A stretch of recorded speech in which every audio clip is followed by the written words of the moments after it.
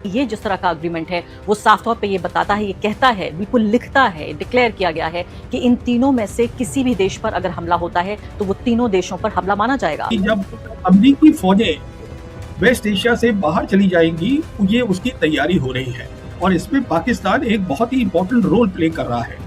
और दूसरा इसमें इशू है कलेक्टिव डिटरेंस का।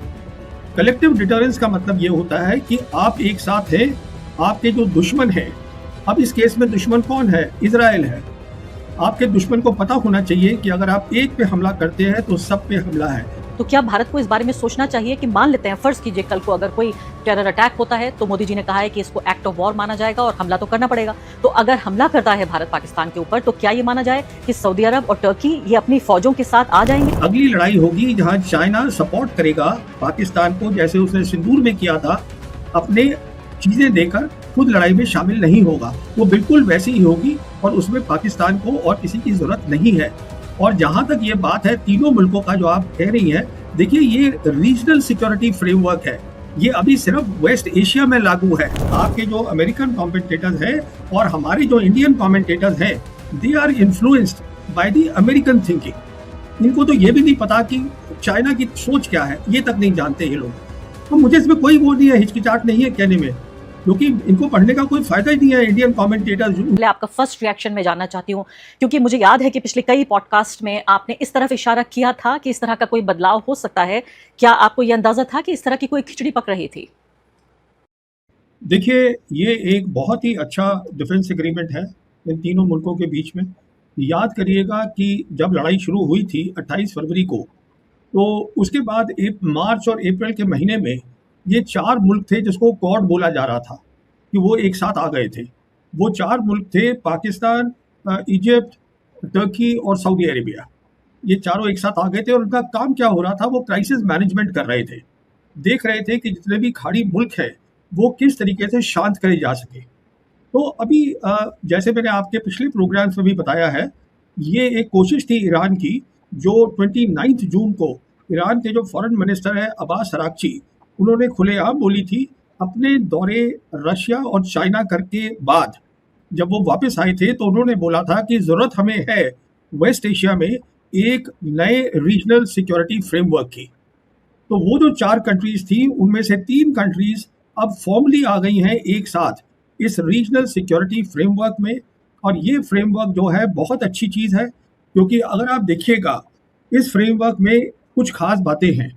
पहली बात तो ये है कि ये बात कर रहे हैं about collective security. Collective security एक नया कॉन्सेप्ट है जो कि न्यू वर्ल्ड ऑर्डर के लिए है।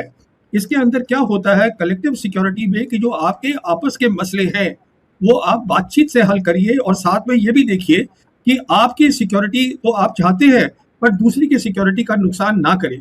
मिसाल के तौर पे जो ये अभी लड़ाई चल रही है सऊदी अरेबिया और यमन, ये हुतीस के बीच में, और इसका हम आगे और बात कर सकते हैं। तो ये कलेक्टिव सिक्योरिटी तो एक बात हो गई। तो इसका मतलब ये है कि जब अमेरिकी फौजें वेस्ट एशिया से बाहर चली जाएंगी, ये उसकी तैयारी हो रही है और इसमें पाकिस्तान एक बहुत ही इंपॉर्टेंट रोल प्ले कर रहा है।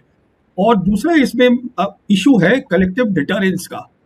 कलेक्टिव डिटरेंस का मतलब ये होता है कि आप एक साथ हैं, आपके जो दुश्मन हैं, अब इस केस में दुश्मन कौन है? इजराइल है। आपके दुश्मन को पता होना चाहिए कि अगर आप एक पे हमला करते हैं तो सब पे हमला है।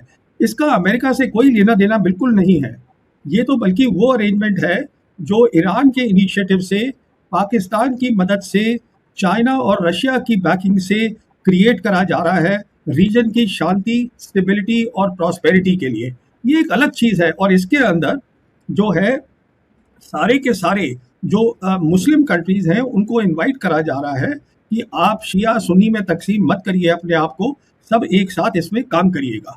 तो ये तो बहुत मुख्तसर जो है ये इसके बारे में बात हो गई। मुझे हैरानी हो रही है कि आप ये कह रहे हैं कि इसको शिया सुन्नी में ना देखा जाए। कई वेस्टर्न कमेंटेटर्स को सुन रही हूँ, पढ़ रही हूँ, और वो ये कह रहे हैं कि इसको ईरान के खिलाफ देखा जाए, कि एक सुन्नी एक तरह का अलायंस है ये, एक शिया ईरान के खिलाफ। तो पहली बात तो क्या इसको क्लियर होना चाहिए, और आप ये कह रहे हैं कि ईरान की इसमें रजामंदी है, तो ये बात मुझे हैरान करती है। दूसरा एक पक्ष जो मैं आपसे समझना चाहती हूँ वो ये कि इस पूरे जो मुआहिदा हुआ है इसमें जो धर्म का पक्ष है उसको आप अगर ना भी देखना चाहें तो ये तीनों देश ऐसा लगता है कि इसको पेश करना चाहते हैं कि एक तरह का ये सिक्योरिटी, लेकिन साथ साथ एक धार्मिक रिलीजियस अलायंस है, ये 3 इस्लामिक मुल्कों का अलायंस है, क्योंकि फिर एक वेस्टर्न कमेंटेटर ने ये कहा कि अगर आप इसको इस तरह से पेश करना चाहते हैं, उसको बाकायदा मक्का अकॉर्ड कहा जा रहा है, तो और बाकायदा तीनों देशों के नेता जाके नमाज पढ़ रहे हैं, वहां पर दिख रहे हैं, यानी विजिबली इसको दिखाने की कोशिश हो रही है कि ये एक तरह का मुस्लिम अलायंस है। तो फिर कल को फिक्र इस बात के लिए नहीं होनी चाहिए कि अगर कोई नॉन मुस्लिम अलायंस या एंटी मुस्लिम कंट्रीज अलायंस भी बनने लगे, क्योंकि अगर आप अपने को मुसलमान की तरह पेश करेंगे तो आपके खिलाफ भी उस तरह की राजनीति हो सकती है। देखिए, पहली बात तो ये है, ये अलायंस नहीं है। अलायंस का मतलब होता है मिलिट्री अलायंस। समझने की कोशिश करिए, ये कलेक्टिव सिक्योरिटी है और ये मक्का में हुआ था, इसलिए इसका नाम दे दिया गया है मक्का जॉइंट डिफेंस एग्रीमेंट। अगली बात ये है, आपको इस बात का ध्यान रखना है कि ये जो है, मैं आपको अब डेट्स ही बता देता हूँ कि मैं इस नतीजे पे क्यों पहुंचा हूँ। और वो डेट्स बताने से पहले जो आपके वेस्टर्न कमेंटेटर्स बोल रहे हैं उनको बताइएगा, सबसे पहले जाके 7 अगस्त का जो पाकिस्तान का फॉरेन ऑफिस है, उनका जो प्रेस नोट आया है उसको ध्यान से पढ़े और समझे। और उसके बाद उनको ये भी बोलिए, जो टर्किश प्रेसिडेंट है उर्दुगान, उन्होंने अपने कमेंट भी किए हैं इसके ऊपर, उसको इसके साथ पढ़िएगा तो बात एकदम साफ हो जाती है। तो ये कोई नई बात नहीं हुई है। देखिए, ऐसा था कि 28 फरवरी को लड़ाई शुरू हुई थी। हम जानते हैं कि अमेरिका और इजराइल ने धोखे के साथ ईरान पे हमला किया था। उसके बाद फर्स्ट फेज जो थी इस लड़ाई की, वो 8 अप्रैल को ख़त्म हो गई थी। उसके बाद आपको बताना चाहूँगा कि 27 अप्रैल को अब्बास अराक्ची जो है वो रशिया गए थे। वहाँ सेंट पीटर्सबर्ग में उनकी 1.5 घंटा मुलाकात हुई प्रेसिडेंट पुतिन से। उसके बाद वो वापस आए और 6 मई को फिर अब्बास अराक्ची गए थे चाइना। वहाँ उनकी मुलाकात हुई वांग ही के साथ। उसके बाद ये जब वापस आ गए तो 17 जून को, याद करिएगा, MOU साइन हुआ था। और जो ईरान है, ईरान ने उस MOU का नाम ही रख दिया था इस्लामाबाद MOU। और उसका नाम इसलिए रखा था क्योंकि उनको मालूम था कि इस्लामाबाद को इस MOU को आगे ले जाने में बहुत बड़ा काम करना होगा। आगे कहाँ ले जाना है अभी आता हूँ। उसके बाद देखिएगा, 17 जून को ये MOU साइन हुआ है और 23 जून को ईरान के जो प्रेसिडेंट पेजिशकियन हैं वो स्टेट विजिट पे पाकिस्तान गए थे और पाकिस्तान में उनकी बहुत बातें हुई। और उसमें एक बात ये हुई होगी, रजामंदी लेनी पाकिस्तान की, जो अराक्ची सोच लाए थे नए वर्ल्ड ऑर्डर की अपने चीन और रशिया के दौरे के बाद। जब वहाँ रजामंदी मिल गई, उसके बाद 29 जून को अराक्ची ने पब्लिक अनाउंसमेंट करी है न्यू रीजनल सिक्योरिटी फ्रेमवर्क की, जिसमें अराक्ची ने 2 बातें बोली हैं कि इस फ्रेमवर्क के अंदर बाहर की जो मिलिट्री पावर्स है दे विल बी एक्सक्लूडेड, वो इसमें शामिल नहीं होंगी इस रीजनल फ्रेमवर्क में। और दूसरी बात ये बोली उन्होंने कि जो ये रीजनल नेशंस हैं वो आपस में मिलकर ये सिक्योरिटी फ्रेमवर्क बनाएंगे। अब मैं आपको ये बताना चाहता हूँ कि ये जो 4 मुल्क थे जो मैं बता रहा था, जो इनफॉर्मल क्राइसिस मैनेजमेंट कर रहे थे, जिसको क्वाड बोला जा रहा था, जिसको बोला जा रहा था ये क्वाड अलायंस है। देखिए, ये वेस्टर्नर्स की प्रॉब्लम है, वो हर चीज को अलायंस बोलते हैं। अलायंस का मतलब होता है कलेक्टिव डिफेंस, एब्सोल्यूट सिक्योरिटी। इसका मतलब ये होता है कि जो मेरी सिक्योरिटी है वो 100% होनी चाहिए, आपकी सिक्योरिटी की मुझे कोई परवाह नहीं है। अलायंस जो होती है वो लड़ाइयाँ लड़ते हैं। कलेक्टिव सिक्योरिटी में ये नहीं है, इसमें दोनों की सिक्योरिटी को ध्यान में रखना पड़ता है। तो मिडिल रास्ता निकालना पड़ता है, बातचीत से मसले हल करने पड़ते हैं। ये नई सोच है जो अराक्ची लेकर आए थे अपनी विजिट रशिया और चाइना के बाद। और इसके अंदर फिर हमने देखा है अब पाकिस्तान जो है वो एक बहुत बड़ा रोल प्ले कर रहा है। वो मैं इसलिए बोल रहा हूँ क्योंकि 13 जुलाई को फील्ड मार्शल आसिम मुनीर ये टर्की गए थे और टर्की में जाके इनकी वहाँ बातचीत हुई टर्की प्रेसिडेंट के साथ, सीनियर मिलिट्री कमांडर्स के साथ। और ये वहाँ से जब सबकी तीनों पार्टीज की रजामंदी हो गई, उसके बाद ये अब इन्होंने साइन किया है। जहाँ तक इजिप्ट का ताल्लुक है, जो बातचीत हो रही है, टर्किश के फॉरेन मिनिस्टर बोल रहे हैं कि इजिप्ट भी इसको शामिल करेगा आने वाले वक्त में। मेरे हिसाब से वो थोड़ा मुश्किल रहेगा। इजिप्ट का इसलिए मुश्किल रहेगा क्योंकि ये एक फॉर्मल अग्रीमेंट है और इजिप्ट ने कैंप डेविड अकॉर्ड जो साइन किए थे 1979 के साथ, इजराइल के साथ, उसके तहत जो है कुछ क्लॉजेज हैं। तो इजिप्ट कोई भी ऐसी अरेंजमेंट में नहीं जा सकता जो इजराइल के खिलाफ हो। अब कैसे, तो कहने का मतलब ये है, मुझे मालूम नहीं आपके क्या फॉरेन कमेंटेटर्स बोल रहे हैं, इसका कोई अमेरिका से लेना देना नहीं है।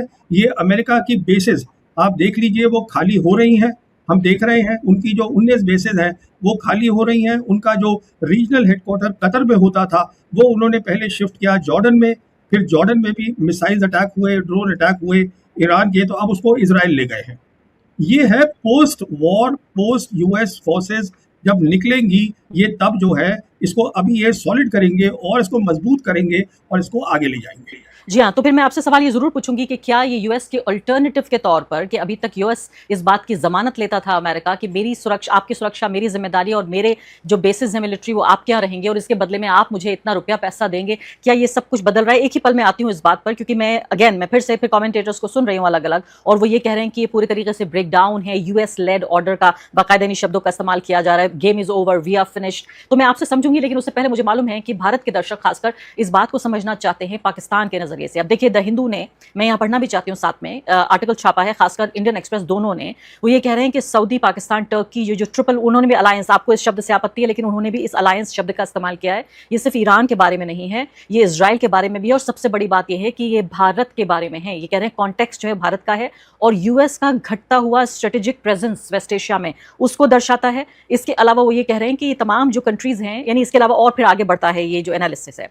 अब इंडियन एक्सप्रेस पे आ जाते हैं, तो इंडियन एक्सप्रेस क्या कह रहा है? इंडियन एक्सप्रेस ये कह रहा है कि मक्का जो अग्रीमेंट हुआ है, इसकी प्राइमरीली ये क्या करने की कोशिश हो रही है? तो यहाँ पे ये कहते हैं कि पाकिस्तान जो अकेला न्यूक्लियर पावर इस्लामिक वर्ल्ड में है पूरा, यानी अकेला मुस्लिम कंट्री जिसके पास न्यूक्लियर पावर है, उसका डिफेंस पैक्ट हो रहा है नेटो के दो बड़े मेजर कंट्रीज में से एक कंट्री यानी टर्की के साथ, और गल्फ की सबसे बड़ी इकोनॉमी के साथ, और इस सब को मिला जुलाकर भारत के लिए दोनों अखबार एक खतरे के तौर पर पेश कर रहे हैं। आप सहमत हैं?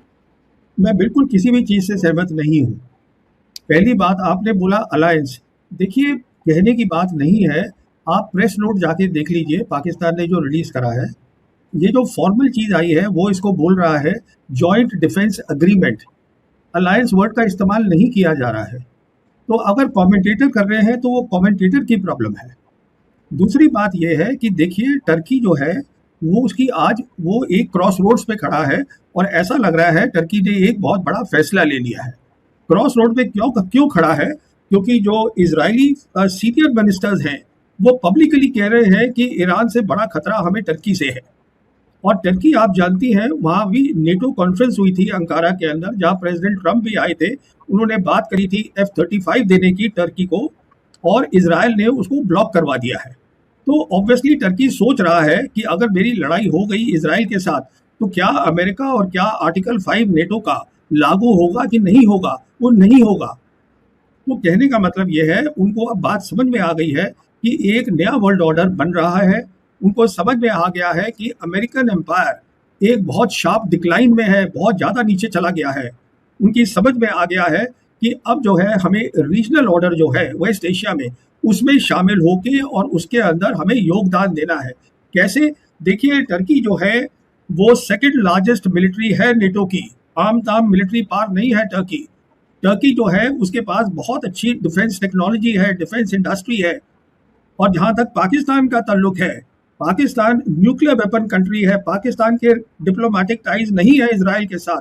और पाकिस्तान जहाँ तक इन सब वेस्ट एशियन कंट्रीज का ताल्लुक है, वो इस नतीजे पे पहुंचे हैं, वो हमारी ऑपरेशन सिंदूर के बाद, कि उनकी जो मिलिट्री ताकत है लड़ाई करने की, कन्वेंशनल कैपेबिलिटीज, वो भी बहुत अच्छी है। तो ये सारा जो है, ये ईरान जो सोच लाया था न्यू वर्ल्ड ऑर्डर की, जो बैकिंग है चाइना और अमेरिका, चाइना और रशिया की, ये उसको आगे ले जाने की बात हो रही है। देखिए प्रॉब्लम क्या है कि जो अमेरिकन कमेंटेटर्स हैं, उनको ये न्यू वर्ल्ड ऑर्डर क्या है वो भी नहीं मालूम है।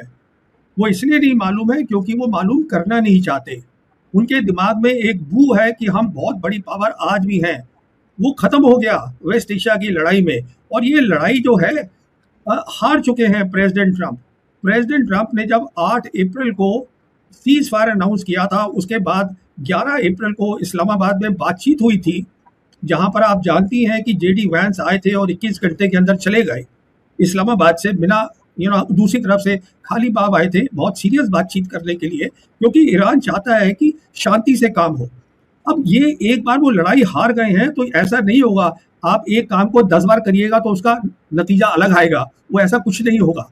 लड़ाई हारी जा चुके हैं, कोई ऑप्शन नहीं है। ये उसी दिन हारी गई थी जब 8 अप्रैल था।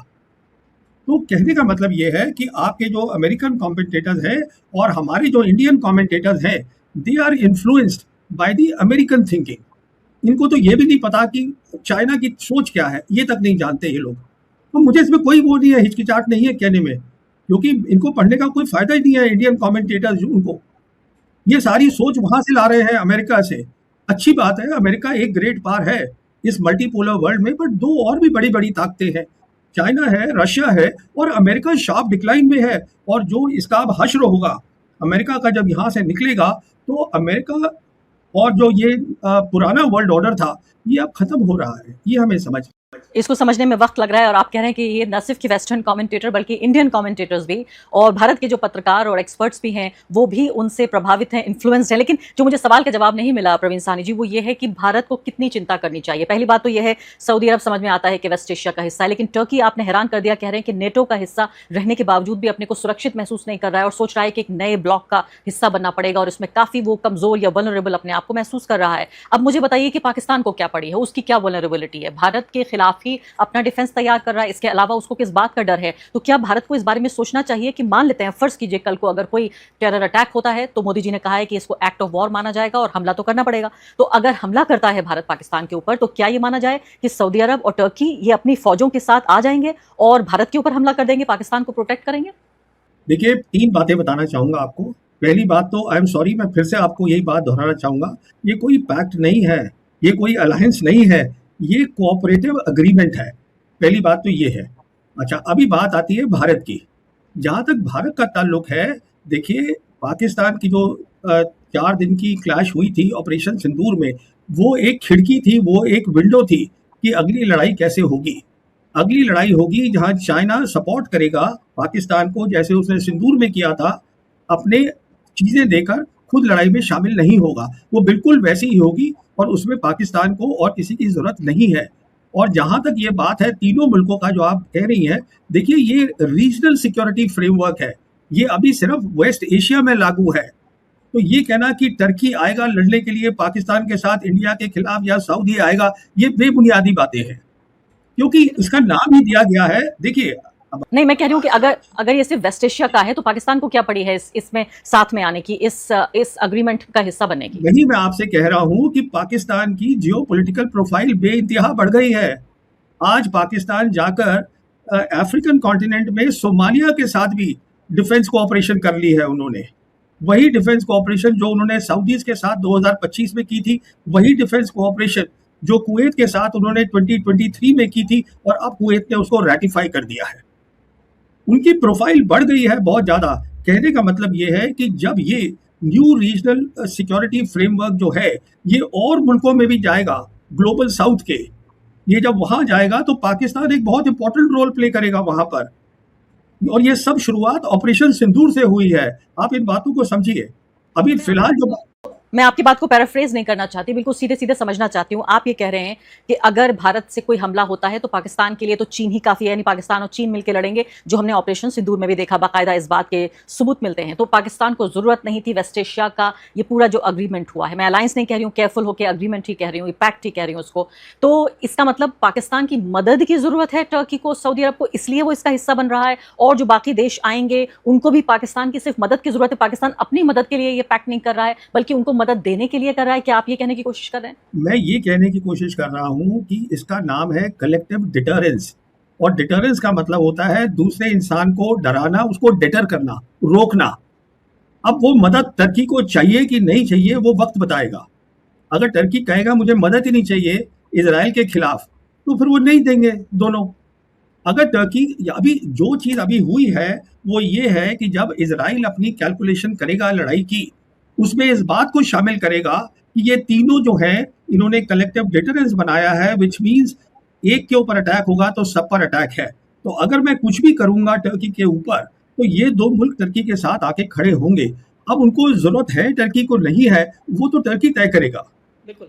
अब अगला सवाल और बहुत अहम सवाल जो पैदा हो रहा है वो ये है कि इस पूरा जो डिफेंस अग्रीमेंट हुआ है, इसकी एक छोटी खिड़की के तौर पर हमने पहले देखा था कि पाकिस्तान और सऊदी अरब के साथ बिल्कुल इसी तरीके का डिफेंस अग्रीमेंट है। अब सऊदी अरब के ऊपर ईरान का हमला हुआ, सऊदी अरब के ऊपर हुतीस का हमला हुआ, पाकिस्तान की फौजें वहां मौजूद हैं सऊदी अरब में, उसके बावजूद भी एक गोली नहीं दागी गई, कोई मदद करने की कोशिश नहीं हुई, सिवाय इसके कि ईरान और सऊदी अरब के बीच एक तरह की शांति स्थापित करने की पाकिस्तान ने कोशिश की। तो ये एक अहम बात है। दूसरी बात, इसको इतना पोशीदा रखने की क्या जरूरत है कि इस अग्रीमेंट की कोई भी बातें बाहर नहीं आ पाई हैं, सिवाय एक छोटी प्रेस कॉन्फ्रेंस के कोई डिटेल्स नहीं आई हैं। ये अगर बाकी डिफेंस जो अग्रीमेंट्स हैं अगर उनको देखें, चाहे वो नेटो की बात हो या और भी कई जो डिफेंस अग्रीमेंट्स हैं, उसमें एक एक चैप्टर, एक एक क्लॉज सबको पता है कि क्या है और किस तरह से काम करेगा। इसको पोशीदा क्यों रखा गया? और दूसरी बड़ी बात कि अगर ये पाकिस्तान और सऊदी अरब के साथ ये काम नहीं किया तो टर्की के इसमें शामिल हो जाने से किस तरह का डिटरेंस बन जाएगा? अब सुनिए, पहले सवाल का आपका जवाब देता हूं कि इसको बहुत ज़्यादा थ्रेडबेयर समझाया क्यों नहीं गया कि यह एग्रीमेंट क्या है। देखिए, उसका जो कारण है वो बिल्कुल सीधा है। अभी लड़ाई ख़त्म नहीं हुई है, अमेरिका बाहर नहीं गया है, तो आपस में इनकी बात हो गई है। उसको डिटेल बताने की क्या ज़रूरत है? वेस्ट के अंदर जो है, हमारे मुल्क में हर जगह लोग गेस कर रहे हैं, तो अच्छा है गेस करते रहें। जो एक्चुअल बात है वो तो समझ में आ गई है, ईरान को भी समझ में आ गई है, इजराइल को भी समझ में आ गई है और इन तीनों मुल्कों को भी समझ में आ गई है, पहली बात। दूसरी बात, जब हम बात करते हैं कलेक्टिव डिफेंस, वही मैं आपसे कहने की बात कह रहा हूँ, ये बात अभी वक्त लगेगा समझने में, ये नई चीज़ क्या है। ये नई चीज़ ये नहीं है कि पाकिस्तान को जो है वो हूती से लड़ाई करनी है क्योंकि उसने सऊदीज़ के साथ डिफेंस एग्रीमेंट करा है।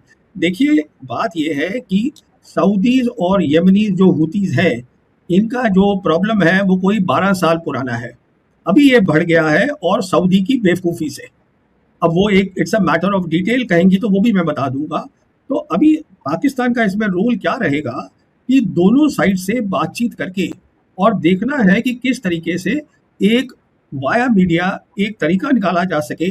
देखिए, आप अपनी ज्योग्राफी नहीं बदल सकते हैं और जहाँ तक यमनीज़ का ताल्लुक है, यमनीज़ आज बहुत ताकतवर हो गए हैं और यमनीज़ जो हैं वो ईरान के साथ खड़े हैं, ईरान उनके साथ खड़ा है। तो सऊदीज़ को समझना पड़ेगा कि हम दोनों तरफ का गेम नहीं खेल सकते। हम जो है अमेरिका के साथ भी खड़े हैं, हम इसमें भी खड़े हैं, वो नहीं होगा।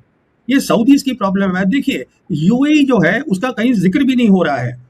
सऊदीज़ ने और क्या किया है वो मैं आपको और बताता हूँ। इसके अलावा उन्होंने 30 और 31 जुलाई को ये 14 नेशन की मैरीटाइम डिफेंस कोऑपरेशन जो था उसको बना दिया। 14 मुल्क ले आए वो, उसमें सारे खाड़ी के मुल्क हैं, गल्फ कंट्रीज माइनस यूएई, कि हम जो है वो रेड सी को खोलेंगे। अब ये जो एग्रीमेंट है मैरीटाइम का, वो भी अब इसका हिस्सा हो गया। ये जो मक्का का डिफेंस जॉइंट डिफेंस एग्रीमेंट है। अभी तो हमें ये दो जो वर्ड्स हैं, जब तक इसकी समझ में नहीं आएगी, in the new world order जो बन रहा है, कलेक्टिव सिक्योरिटी क्या होती है, sorry, collective security and collective deterrence, ये दो वर्ड्स को समझना है और इसकी समझ के लिए जाना पड़ेगा आपको 2023 को। You have to go back to 2013 वो समझने के लिए। अब वो it's a matter of details, क्योंकि ये उस समय इजाद हुई थी, ये सोच ये इजाद हुई थी शी जिनपिंग और प्रेसिडेंट पुतिन के बीच में मॉस्को में, और इसके बाद फिर उसी साल प्रेसिडेंट शी जिनपिंग ने belt and road initiative announce किया था। तो ये वो जो सोच है वो अरागची यहाँ लेकर आए हैं कि पहली बार जो एक विजन था उसको ग्राउंड पे बनाया जा रहा है, जिसके अंदर विजन लाए हैं ईरानी, बैकिंग है इन दो ग्रेट पास की, चाइना की और रशिया की, और इसमें हैवी लिफ्टिंग जो है वो पाकिस्तान कर रहा है, टर्की कर रहा है। अब टर्की भी उसमें शामिल हो गया है। पाकिस्तान और टर्की के जो रिलेशंस हैं बहुत अच्छे हैं, इसीलिए 13 जुलाई को फील्ड मार्शल मुनीर गए थे मिल अंकारा, और वहाँ एयरपोर्ट पे उनको प्रेसिडेंट एर्दोगान ने रिसीव किया था। उनके बहुत अच्छे रिलेशंस हैं। तो कहने का मतलब ये है कि इस बात सारी चीज़ को समझने के लिए आपको पहले न्यू वर्ल्ड ऑर्डर की सोच समझनी पड़ेगी। और जहाँ तक ये एग्रीमेंट है, मेरे हिसाब से इन्होंने बिल्कुल ठीक किया है कि पूरी डिटेल इसकी रिलीज नहीं करी है, क्योंकि अब अमेरिकन सोच रहे हैं कि ये ईरान के खिलाफ है, ये इसके खिलाफ है, उसके खिलाफ है। अरे ये किसी के खिलाफ नहीं है। ये अगर खिलाफ है किसी के, तो रीजन में जो मिस्चीवियस कंट्री है, जो टेररिस्ट कंट्री है, वो है इजराइल, ये उसके खिलाफ है। और इजराइल को मैसेज मिल गया है ऑलरेडी। कैसे मिल गया है इजराइल को मैसेज, वो भी सुन लीजिए। इजराइल को कैसे मैसेज मिल गया है कि जो इस साल का पेंटागन जो बजट है, जो मांगा है अमेरिका ने अपनी यूएस कांग्रेस से, जो पीट हेग्सेट ने मांगा है, जो उनके सेक्रेटरी ऑफ वॉर है, वो बजट है $1.15 ट्रिलियन।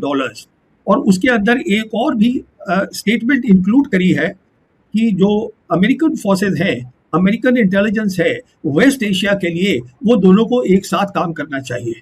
कहने का मतलब ये है कि जब अमेरिकन फौजें यहाँ से चली जाएंगी, प्रेसिडेंट ट्रम्प यहाँ से चले जाएंगे वेस्ट एशिया से, तो जो सेंट्रल कमांड है और जो CIA है वो प्राइम मिनिस्टर इजराइल के अंडर आ जाएंगी। ये इसका मतलब है, और ये उसके खिलाफ ये जॉइंट डिफेंस अग्रीमेंट बना है, और इजराइल इस बात को समझता है। बिल्कुल। अब बिल्कुल एकदम आखिरी और संक्षेप में 2 सवाल आपसे। पहली बात तो ये पूछना चाहती हूँ कि आप ये कह रहे हैं सीधे तौर पर किसी के खिलाफ नहीं है, तो मैं आपसे एक बार और सवाल पूछना चाहती हूँ कि क्या ये भारत के भी खिलाफ नहीं है? क्या ये जो इंडियन कमेंटेटर्स अखबार भर रहे हैं, अपने पर्चे सारे रंगीन कर रहे हैं, क्या ये बेवजह फ़िक्रमंद हो रहे हैं? टीवी चैनलों पर एंकर्स चिल्ला रहे हैं, पुराने जो फॉर्मर फौजीज़ हैं उनको बुला रहे हैं, सिक्योरिटी एक्सपर्ट को बिठा-बिठा के 20-20 लोगों की राउंड टेबल डिस्कशंस हो रहे हैं। क्या ये सब कुछ बेवजह है? क्या इन लोगों को इस बात का अंदाज़ा नहीं है कि हमें फ़िक्रमंद होने की ज़रूरत नहीं है? दूसरी महत्वपूर्ण बात कि कल मैं प्रोफेसर मुख्तदार से बातचीत कर रही थी, उन्होंने कहा कि देखिए दूसरा भी एक और अग्रीमेंट, एक और ब्लॉक बन रहा है जिसमें यूएई है, भारत है और इजराइल है। इस पर आपकी क्या टिप्पणी है कि क्या इसके खिलाफ ये अलायंस बन रहा है जहां भारत है, यूएई है और साथ साथ इजराइल भी है, और क्या भारत को बिल्कुल चिंता करने की जरूरत नहीं है? देखिए, पहले पे मेरी टिप्पणी ये है, जो हमारे कमेंटेटर्स हैं, जो भी फौजी हैं, उनको पता ही नहीं है न्यू वर्ल्ड ऑर्डर की विजन क्या है। मिसाल देता हूँ, एक न्यू वर्ल्ड ऑर्डर में एक चीज है कलेक्टिव सिक्योरिटी, जो अराकची यहाँ लेकर आए हैं वेस्ट एशिया में। दूसरी है उसमें जिसको बोलते हैं सॉवरेन इक्वालिटी। इसका मतलब ये है कि हर मुल्क, छोटा या बड़ा, उसके पास छूट होनी चाहिए, उसको किसके साथ ट्रेड करना है, किसके साथ नहीं करना है, वो तय करे खुद। इससे जो है, जो पूरी ग्रुपिंग है उसको कोई फर्क नहीं पड़ता। मिसाल के तौर पे जो हमारे यहाँ की सोच है वो अमेरिकन सोच है, जहाँ बताया जाता है, अमेरिकन प्रेसिडेंट हम पे दबाव डालते हैं, अब हम तुम्हारे ऊपर 100% टैरिफ लगाएंगे अगर तुम रशियन ऑयल लोगे। इसमें सोच में ये नहीं है शामिल, पहली बात। दूसरी बात मैं ये बताना चाहूँगा, जो ये आप किसी प्रोफेसर की बात कर रहे हैं, अमेरिकन प्रोफेसर, देखिए वो जो सोच थी वो अलग है। वो है IMEC की, जो है ना, वो India middle east Europe economic corridor, वो खत्म हो गया है। इंडिया के वहाँ से स्टेशन से ट्रेन जा चुकी है, इंडिया नीचे प्लेटफॉर्म पे खड़ा है, क्योंकि इंडिया का इसमें कुछ लेना देना नहीं है। और जहाँ तक ताल्लुक है इंडिया के रिलेशन सऊदीज के साथ, उस पर कोई असर नहीं पड़ेगा, क्योंकि this is the concept of sovereign equality. और जहाँ तक जंग का ताल्लुक है, जंग पाकिस्तान ही करेगा अगर करनी पड़ी, उसमें टर्की और या सऊदी की पाकिस्तान को जरूरत नहीं है। पाकिस्तान जो है, जो चीन उसकी मदद कर रहा है अपनी स्पेस कैपेबिलिटी से और जो बाकी हथियारों से, वो चालू है और वही आएगी। तो ये देखिए, कंफ्यूजन इसलिए हो रहा है, मैं आपको बताता हूँ, क्योंकि पहली बात, हमारे यहाँ भी जो सब मिलिट्री ऑफिसर्स हैं, आज भी जो लड़ाई की बात करते हैं, लड़ाई समझने के लिए कि नए 21st सेंचुरी वॉर क्या है, वो अमेरिका की तरफ देखते हैं, ना कि PLA की तरफ, चाइना की तरफ। अरे बाबा, लड़ाई तो आपको PLA से लड़नी है ना, न्यू वर्ल्ड ऑर्डर तो चाइना बना रहा है ना, उसको समझिए आप। जो पर हमारी वो आदत है कि वो जो है वो कॉलोनियल माइंडसेट है। अमेरिका जो है सबसे बड़ी पावर है, अमेरिका एक पावर है 3 बड़ी पावर में से, और उसमें भी अमेरिका का शार्प डिक्लाइन हो रहा है। इसलिए मैं अर्ज करूंगा कि आप बताएं इन सब हिंदुस्तानी कमेंटेटर्स को कि बाबा जाके न्यू वर्ल्ड ऑर्डर जो 2013 में बना था उसको जाके समझ लीजिए पहले, और उसके बाद फिर कॉलम लिखिए, फिर उसके बाद ये चर्चाएं कीजिए। ये अधूरा रहेगा डिस्कशन अगर आपसे मैं यूएस को लेकर सवाल नहीं पूछूंगी। आप बहुत आसानी के साथ ये कह रहे हैं कि एक बार यूएस यहाँ से चला गया। यूएस का तो बाकी बहुत इंटरेस्ट है वहाँ पर इजराइल को पालना इस इलाके में, यही तो यूएस का इंटरेस्ट है। अगर वेस्ट एशिया से अपने मिलिट्री बेस हटा लेगा और पूरा एक नया फ्रेमवर्क सिक्योरिटी का तैयार हो जाएगा। मुझे ये भी याद आ रहा है कि ये भी मैं भूल जाऊंगी बताना इस वक्त, ये अहम है कि मुझे याद है कि अब से शायद मेरे ख्याल से 2 हफ्ते भी नहीं गुजरे हैं, आपने एक वीडियो बाकायदा बनाकर ये समझाया था। उसके बाद मैंने भी आपसे बातचीत की थी कि आप कह रहे थे कि पाकिस्तान कैसे एक एंकर हो सकता है इस्लामिक सिक्योरिटी फ्रेमवर्क का। तो मुझे लगता है उसी के इर्द गिर्द ये भी जो अग्रीमेंट है नजर आ रहा है, लेकिन उस पर किसी और रोज बात। मैं आपसे आखिरी बात यूएस को लेकर पूछना चाहती हूँ, वो ये कि क्या इससे यूनाइटेड स्टेट्स को कोई परेशानी नहीं है? क्या उसकी रजामंदी से हो रहा है, अपनी रजामंदी से वो अपने बेसिस निकाल रहा है? क्योंकि बात तो ये भी हो रही थी कि बेसिस क्या चीज है। बेसिस तो ये है कि वहां जो इंफ्रास्ट्रक्चर बनाया वो बर्बाद हो गया, रेडार वगैरह वो तमाम जो टूट गए हैं, दोबारा बना लेगा अमेरिका जब चाहेगा। नहीं, सुनिए। पहली बात, आप बिल्कुल ठीक कह रही हैं। मैंने 2 हफ्ते या 3 हफ्ते पहले ही बोल दिया था अपने वीडियो में कि पाकिस्तान एंकर होगा नए रीजनल फ्रेमवर्क का। तो वो आज हो रहा है, जो मैंने उस समय बात बोली थी वो एक्चुअल हो रही है आज। अब बात आते हैं अमेरिका पे। देखिए, जहाँ तक इजराइल है, इजराइल को लड़ाई बंद नहीं करनी, इसलिए इजराइल ने ऑलरेडी उनके सेंट्रल कमांड और उसको CIA को अपने पास रखने की तरकीब बना ली है। और जहाँ तक अमेरिका का ताल्लुक है, अमेरिका का बहुत बड़ा नुकसान है। अमेरिका के पेट्रो डॉलर्स खत्म हो जाएंगे, जिसके ऊपर अमेरिकन एम्पायर बना है। पेट्रो डॉलर्स पे आप एक अलग करिएगा शो, जिसमें ये समझाइएगा कि पेट्रो डॉलर क्या चीज़ है, 1974 में कैसे आए थे, और उसके बेसिस के ऊपर जो अमेरिका है उसका यूएस डॉलर रिजर्व करेंसी कैसे बना दुनिया की, और कैसे वो सपोर्ट कर रहा है जो बेसिस है सारी की सारी दुनिया के अंदर, उनकी कोई 780 मिलिट्री बेसिस है, उसको सपोर्ट कर रहा है, वो नहीं कर पाएंगे। और मैं आपसे ये कह रहा हूँ, जो आप बोल रही हैं कि जो उनका इंफ्रास्ट्रक्चर टूट गया है वो दोबारा बना ले, अरे भाई वो तभी दोबारा बनाएंगे ना अगर वो मुल्क उनको इजाज़त देंगे बनाने की। अगर वो खतरा है उसके लिए तो वो क्यों उनको इजाज़त देंगे? अब आप समझती हैं कतर कहेगा कि हाँ फिर से आप बना लीजिए, कुवैत कहेगा फिर से बना लीजिए, नहीं कहेंगे, उनको तो खतरा है ना। तो आसानी, इतनी आसान चीज़ नहीं है। जो ज़मीन है वो अमेरिका की नहीं है।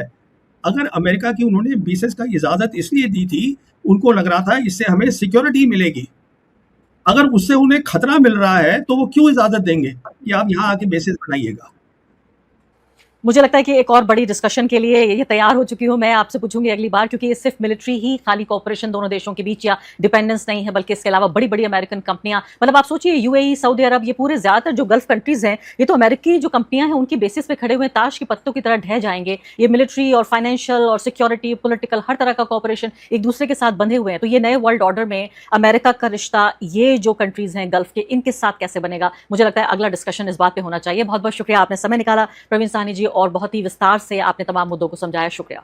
बहुत बहुत शुक्रिया। Thank you so much. Thank you.